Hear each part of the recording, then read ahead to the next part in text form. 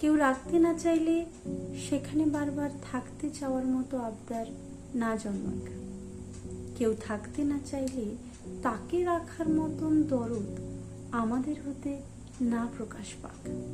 এই দুটো বিষয় একটু কঠিন, তবে সম্ভব। আমরা সকলেই একটা সুন্দর মনের মানুষ, তাই কাউকে ভালো লাগলে ভালোবাসতে ইচ্ছে করে, কিন্তু তাই বলে নিজেদের ব্যক্তিত্বটুকু কি শেষ করে দেব?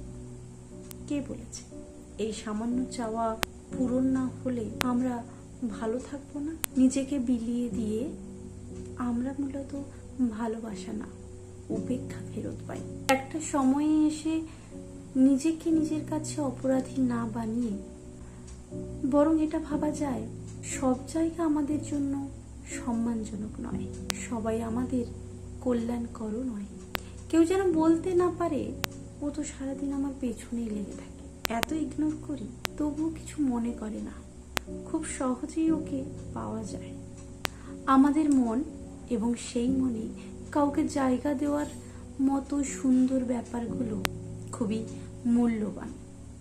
তাই পথের সাথী হিসেবে সবাইকে চাইতে নেই, সঙ্গ এবং সঙ্গী দুটোই হোক খুবই সুন্দর।